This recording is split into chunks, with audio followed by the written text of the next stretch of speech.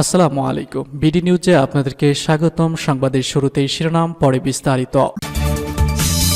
গাজা থেকে ইসরায়েলের নতুন বছরে প্রথম ক্ষেপণাস্ত্র হামলা। এদিকে তাইওয়ানকে আলাদা করে এক চীন নীতি কেউ ঠেকাতে পারবে না, চীনের হুঁশিয়ারি। 7 অক্টোবর হামলায় দোহা সাবাহের হত্যার খবর নিশ্চিত করল ইসরায়েল। এদিকে ইউক্রেন হয়ে ইউরোপে রাশিয়ার গ্যাস সরবরাহ বন্ধ। সর্বশেষ জানিয়ে দিব নির্বাচনে হস্তক্ষেপের অভিযোগে রাশিয়া ও ইরানের বিরুদ্ধে মার্কিন নিষেধাজ্ঞা। গাজা থেকে ইসরায়েলের নতুন বছরের প্রথম ক্ষেপণাস্ত্র হামলা। ইসরায়েলি সেনাবাহিনী জানিয়েছে নতুন বছরের প্রথম মিনিটে গাজায় উত্তরাঞ্চল থেকে ইসরায়েলের 2টি ক্ষেপণাস্ত্র নিক্ষেপ করা হয়েছে। এর মধ্যে একটি সফলভাবে প্রতিরোধ করা হলেও অন্যটি খোলা জায়গায় গিয়ে পড়েছে। বুধবার মধ্যরাতে পশ্চিম নেবেন অঞ্চলের সতর্ক সংকেত বেজে ওঠে। ইসরায়েলি সেনাবাহিনী টেলিগ্রামে জানায়, গাজার মধ্য অঞ্চল থেকে 2টি ক্ষেপণাস্ত্র ইসরায়েলি ভূখণ্ডে প্রবেশ করেছে। এর মধ্যে একটি ক্ষেপণাস্ত্র সফলভাবে প্রতিহত করা হয়েছে এবং অপরটি খোলা জায়গায় পড়েছে। গত কয়েকদিনে উত্তর গাজা থেকে নিক্ষিপ্ত বেশ কয়েকটি রকেট ইসরায়েলি প্রতিরক্ষা ব্যবস্থা প্রতিহত করেছে বলে সেনাবাহিনী জানিয়েছে। গত বছরের অক্টোবর থেকে ইসরায়েলের সামরিক অভিযান উত্তর কেন্দ্রিক ভূমিত হয়েছে। ইসরায়েলি কর্মকর্তারা বলেছেন, হামাসকে পুনরায় গঠিত হতে বাধা দেওয়া লক্ষ্যস্থল এবং বিমান অভিযান চালানো হয়েছে। 2023 সালের 7 অক্টোবর হামাসের নেতৃত্বে ইসরায়েলের উপর এক নজিরবিহীন হামলায় 1228 জনের প্রাণহানি ঘটে, যাদের বেশিরভাগই বেসামরিক নাগরিক। এর পাল্টা প্রক্রিয়া ইসরায়েলি সামরিক অভিযানে গাজায় এ পর্যন্ত 45,000-এর বেশি মানুষ নিহত হয়েছে। গাজার স্বাস্থ্য মন্ত্রণালয়ের তথ্য অনুযায়ী নিহতের বেশিরভাগ বেসামরিক। জাতিসংঘ এই পরিসংখ্যানকে উল্লেখযোগ্য বলে উল্লেখ করেছে।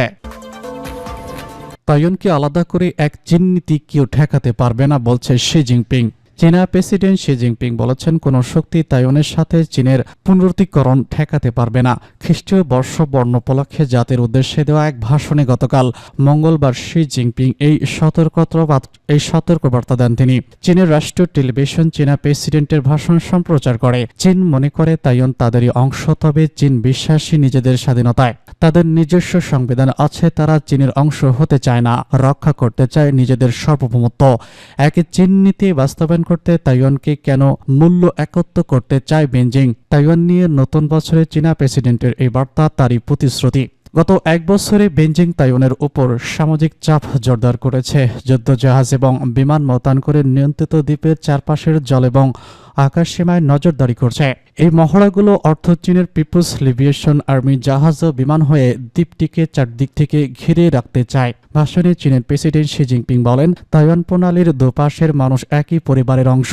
কেউ আমাদের এই রক্তের বন্ধন ছিন্ন করতে পারবে না, কেউ আমাদের মাতৃভূমির পুনরুদ্ধারের ঐতিহাসিক ধারাকে বন্ধ করতে পারবে না। তাইওয়ান নিয়ে চীন ও যুক্তরাষ্ট্রের মধ্যে বৈরতা আছে। যুক্তরাষ্ট্রের 1979 সালে এক চীন নীতি মেনে চলাও সম্পর্ক এগিয়ে নেওয়া তাইওয়ানের সঙ্গেও তাদের প্রতিরক্ষা সরঞ্জাম ও অস্ত্রের অন্যতম বড় বাজার তাইওয়ান। সাবেক মার্কিন প্রেসিডেন্ট ডোনাল্ড ট্রাম্পের করা তাইওয়ান অ্যাক্ট অনুসারে যুক্তরাষ্ট্র তাইওয়ানকে চীনের অংশ হিসেবে বিবেচনা করে। একই সঙ্গে অস্ত্র বিক্রি, সাংস্কৃতিক ও বাণিজ্যিক যোগাযোগও রেখে চলছে। ডোনাল্ড ট্রাম্পের গত শাসনামলে তাইওয়ানের কাছে $18 বিলিয়ন অস্ত্র বিক্রি করে যুক্তরাষ্ট্র। তাইওয়ানে মার্কিন দূতাবাসের জন্য খরচ করা হয় প্রায় $250 বিলিয়ন। 1979 সালের পর তাইওয়ানের এত ঘনিষ্ঠ আর কখনো হয়নি যুক্তরাষ্ট্র। জানুয়ারিতে আবার হোয়াইট হাউসে ক্ষমতাসীন হতে যাচ্ছে ট্রাম্প। আর আগে তাইওয়ান নিয়ে চীনা প্রেসিডেন্টের বক্তব্য যুক্তরাষ্ট্রের প্রতি কড়া বার্তাও বটে। 7 অক্টোবর হামলার দোহা সাবাহের হত্যার খবর নিশ্চিত করল ইসরায়েল। হামাসের নুবরা প্লাটুনের কমান্ডার আবদেল আর জোহাকে ড্রোন হামলার মাধ্যমে হত্যা করেছে বলে নিশ্চিত করেছে ইসরায়েল ডিফেন্স ফোর্স। মঙ্গলবার জুবনা প্লাটুনের এই কমান্ডারকে দক্ষিণ গাজায় খান ইউনুস অঞ্চলে হত্যা করা হয়েছে। আইডিএফ তাদের বিবৃতিতে জানিয়েছে এই তথ্য। খবর এনডিটিভির। তাদের মতে 2023 সালের 7 অক্টোবর কিতু জর্জ নিজ ওকে হামলা চালিয়ে তাকে হত্যা করা হয়েছে। আইডিএফ জানিয়েছে, আইএস এর গোয়েন্দা ভিত্তিক হামলায় ওয়াল্লিস জার্নাল খান ইউনুস ব্যাটালিয়নের নুবরা platoon commander Abdel Al Hadi সাবাকে হত্যা করা হয়েছে। তারা আরও যোগ করেছে, আবদেল আল হাদি খান ইউনুস অঞ্চলের একটি শরণার্থী শিবির থেকে কাজ চালিয়ে যাচ্ছিলেন। তিনি 7 অক্টোবর কিবুতজ নীর ও গণমাধ্যমের অন্যতম নেতা ছিলেন।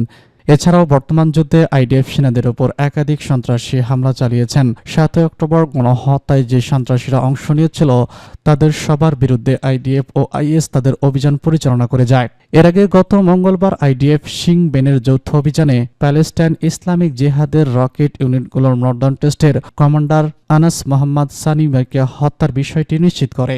তাদের পরিচয়ে বলা হয় অনেক সন্ত্রাসী অভিযানে গুরুত্বপূর্ণ ভূমিকা পালন করা এক চরিত্র। ইসরায়েলি বেসামরিক মানুষও আইডিএফ সেনাদের লক্ষ্যবস্তু বানিয়ে হামলা করা এক সংগঠনের অভিযান পরিচালনা করেছেন তিনি।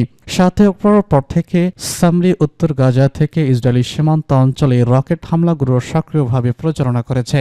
এর আগে আইডিএফ জানায় ইসরায়েলের সাধারণ নিরাপত্তা পরিষদ সিন বেনেটের সঙ্গে মিলে এর বিভিন্ন ইউনিট 14 মাস হামাস সন্ত্রাসীদের হত্যা করেছে, যার মধ্যে 6 জন সক্রিয়ভাবে 7 অক্টোবর গণহত্যায় অংশ নিয়েছে। এই অভিযানগুলো গাজায় আইডিএফ এর 16তম লিস্ট সিস্টেমের অংশ সম্পন্ন করেছে। উল্লেখ্য 2023 সালের 7 অক্টোবর হামাস ইসরায়েলের উপর একাধিক বিশাল আক্রমণ চালায়। সেখানে 1200 মানুষ মারা যায় এবং 200 মানুষ বন্দী হয়। 100 জন বন্দী এখনও ছাপা খায়নি। এ হামলার জবাব হিসেবে গাজায় খান ইউনিটগুলোতে লক্ষ্যবস্তু বানিয়ে পাল্টা আক্রমণ চালায়। তবে ইসরায়েলের এই অভিযানে 45,000 মানুষ প্রাণ হারিয়েছে। ইউক্রেন হয়ে ইউরোপে রাশিয়ার গ্যাস সরবরাহ বন্ধ। চুক্তি শেষ হওয়ার পর ইউক্রেন হয়ে ইউরোপের দেশগুলোতে রাশিয়ার গ্যাস সরবরাহ বন্ধ হয়েছে বলে জানিয়েছে অনলাইন বিবিসি।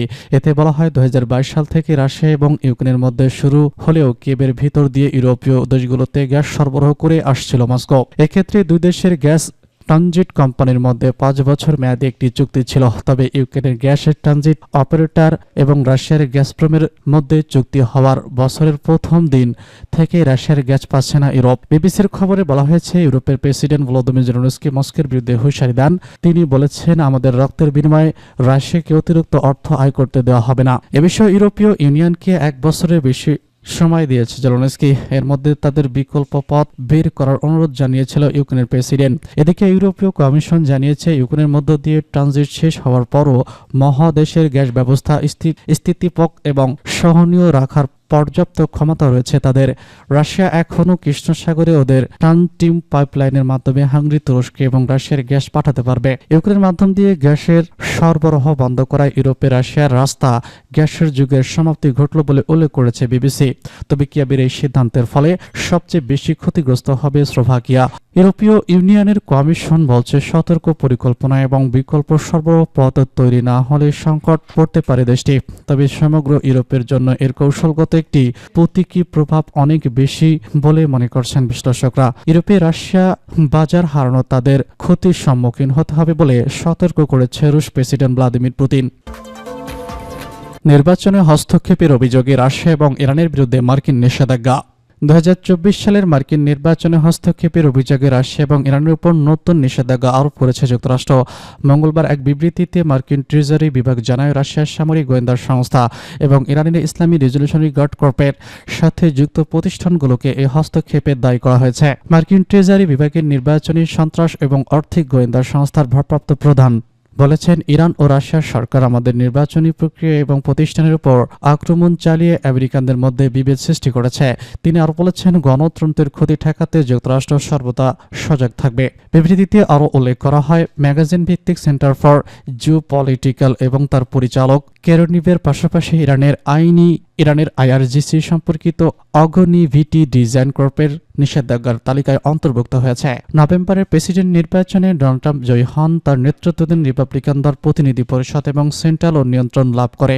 মার্কিন সংপ্রেস তাদের প্রভাব বৃদ্ধি পায়। মার্কিন নির্বাচনে বিদেশি হস্তক্ষেপ দীর্ঘদিন ধরে রাজনৈতিক বিতর্কের বিষয়। রাশিয়া এবং ইরান তাদের বিরুদ্ধে আনা এই অভিযোগ বারবারই অস্বীকার করে এসেছে। মার্কিন পররাষ্ট্রমন্ত্রী অ্যান্টনি ব্লিংকেন বলেছেন, ইরান এবং রাশিয়ার বিভ্রান্তিমূলক প্রচারণা ও সাইবার কর্মকাণ্ড ঠেকাতে যুক্তরাষ্ট্রের এই পদক্ষেপ অত্যন্ত জরুরি। নিষেধাজ্ঞার ফলে উল্লেখিত প্রতিষ্ঠান ও ব্যক্তিদের যুক্তরাষ্ট্রে থাকার সম্পদ জব্দ করে এবং তাদের সঙ্গে বেসামরিক লেনদেন নিষিদ্ধ করা হবে।